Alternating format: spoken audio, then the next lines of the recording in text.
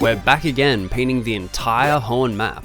This one took me a bit longer to put together because today we're covering 10 paintings instead of the usual 6, all in the same 90 seconds or less. A few more of you made it into this lot of paintings, so keep an eye out and welcome to the world of Pokémon.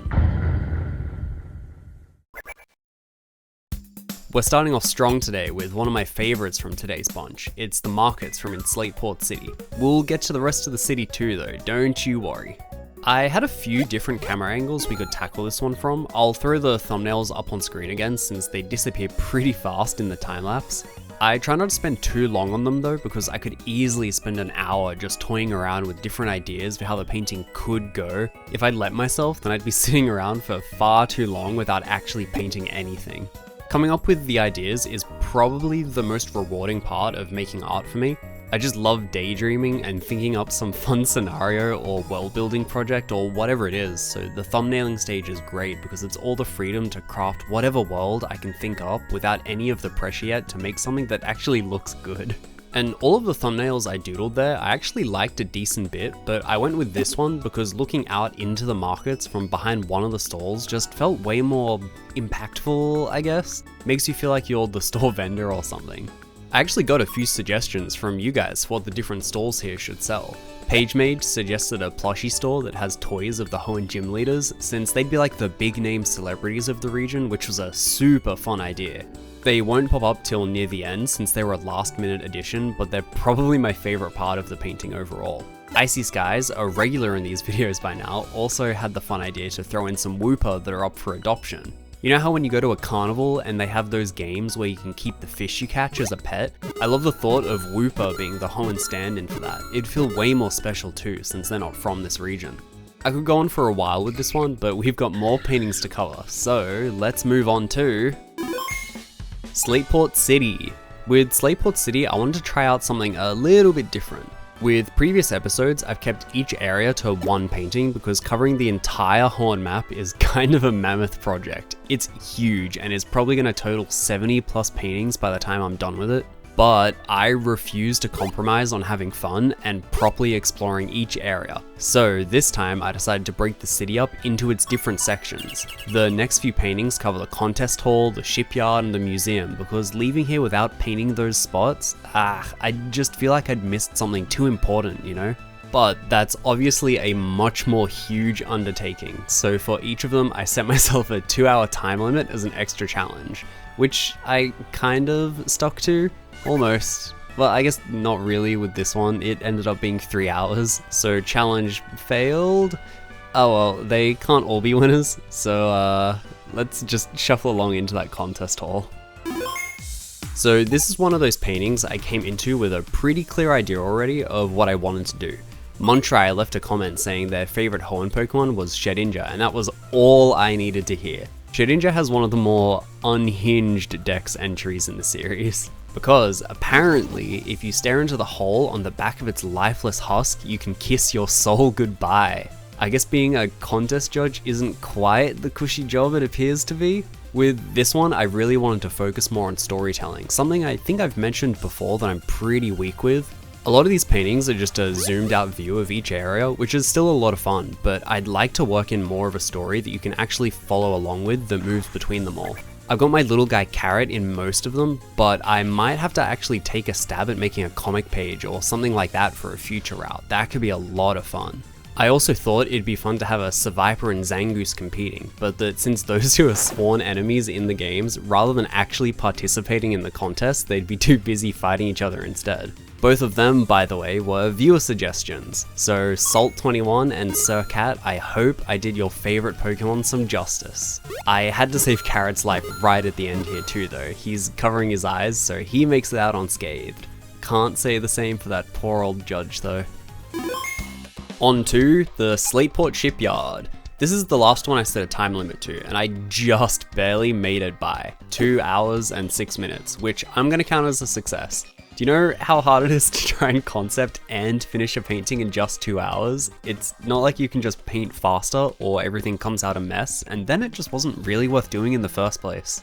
When I was a kid, I used to daydream about how cool it would be to live in Slateport City. I mean, I say when I was a kid as if this whole series isn't just an excuse for me to keep doing that. But I used to imagine the SS Tidal, the massive cruise ship that takes you to the battle frontier. I'd imagine that rocking up into town one day and taking Kid Me completely by surprise and seeing all the gym leaders, Elite Four, and champions from other regions all piling on and waving goodbye as they sail away to the battle frontier.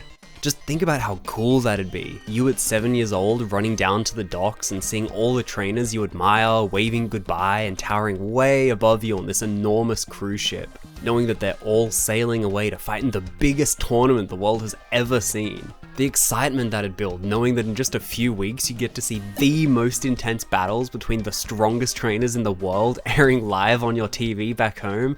Man, the world of Pokemon gets me hyped up like nothing else does. There's so much depth and it's all just so exciting. Okay, real quick before we leave Slateport, I did have a watercolor painting of the museum to show the time lapse of, but the file corrupted. Super annoying, but I'm new to watercolor anyway, so it's no major loss, and I'll probably do another one soon. Moving on to Route 110. This is another one I got lost daydreaming in, doing a lot of different thumbnails. Looking back, I think I do prefer that bottom left one, honestly, but I chose to not do that one because that's kind of become the default angle for a lot of these paintings, and I wanted to throw in some that are closer zoomed in, so it feels like we're actually in the world, you know? With this one being such a big route too, I really wanted to make sure that each section was getting the attention it deserves. So rather than covering the whole massive area in just one painting, I've broken it up into 4. I'm apparently getting really good at inflating the scope of this project. It will be finished one day, but if I keep going like this, that day will probably be an optimistic 6 months away. But I'd rather go slow and have made something worthwhile in the end than to have rushed through it and barely scraped the surface of the region. Like, even in the paintings I've done already, there's so much I want to go back in and add, or whole areas I'd want to tackle again from a different angle, but I've got to draw a hard line somewhere, or I'd spend a whole month on just one, or never finish anything new because I just keep adjusting old projects. And for me, that's not really any fun anyway. I love exploring the idea or concept of a painting most, so to keep chipping away at, or adding onto an old one, I'd lose interest way too easily. Oh yeah, and here we can cross off another 2 Pokemon from our decks. I've been forgetting to mention that this whole episode. Moving slightly further up Route 110, we're now standing outside the Trick House. This is probably my number 2 pick for best painting this episode. I just like how the colors and shapes all turned out by the end.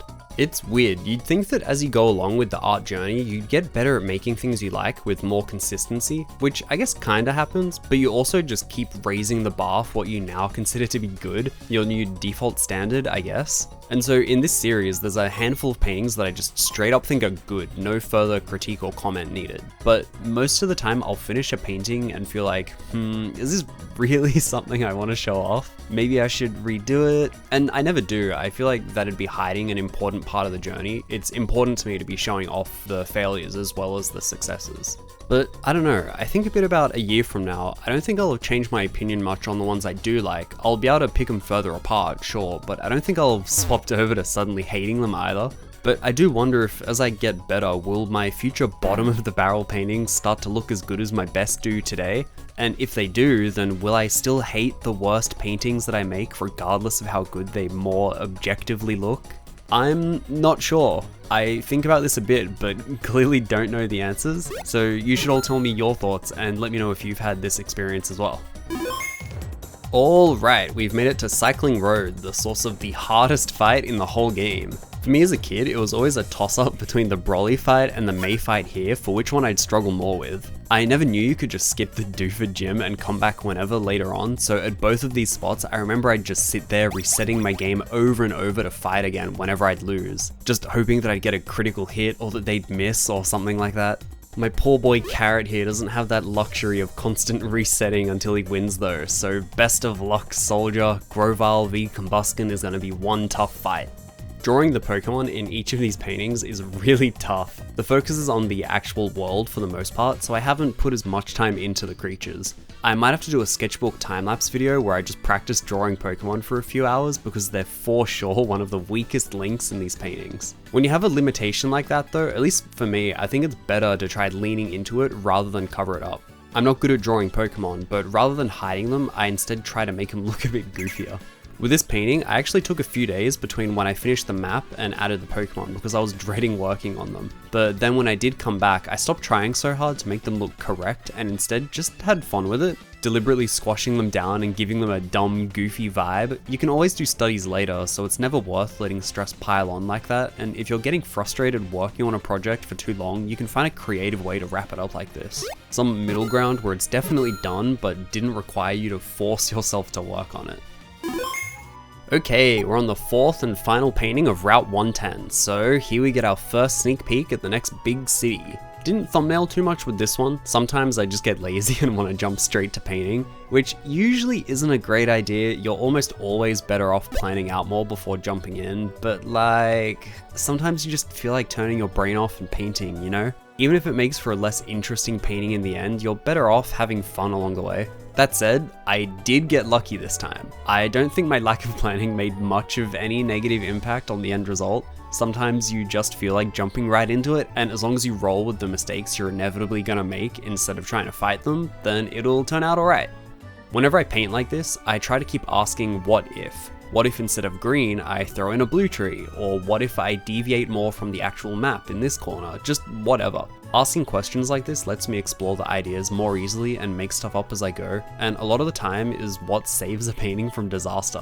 When I started this one, I didn't think it was going all that well, same with the contest hall painting from earlier this episode actually, but partway through both of them, I tried leaning more into the mistakes I was making or my lack of planning.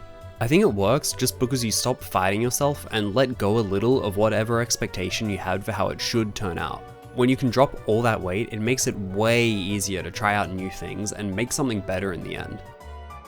Alrighty, we've made it to Mauville City, our final painting for today. Something I've wanted to try out for a little while now is doing one of these paintings in an isometric perspective. Isometric meaning that all three axes are the same 120 degrees apart. Basically, what this means is a cube in isometric perspective doesn't get smaller as it moves further away from you, since all sides are the same length. You'll have seen this sort of view before in games like Zoo Tycoon or Habbo Hotel, if any of you are old farts like me who grew up on the internet, or old on an internet scale at least. Anyway, isometric view gives this really cool look where you can zoom and pan wherever you want and expand the painting infinitely without running out of space. It's super unique, and whenever I find a new game or an artist that runs with that style, I go wild for it. Mauville was the perfect place to try it out too, since there's a lot of buildings here and a big blocky mountain backdrop, so it helps to make the perspective pretty clear.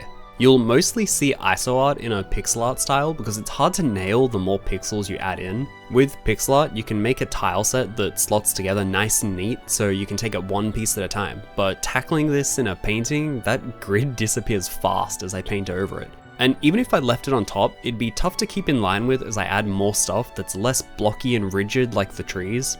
I've been toying with the idea of recreating the Kanto region in an entirely isometric view, so if that sounds interesting to you, let me know, and I maybe will consider it a little more seriously.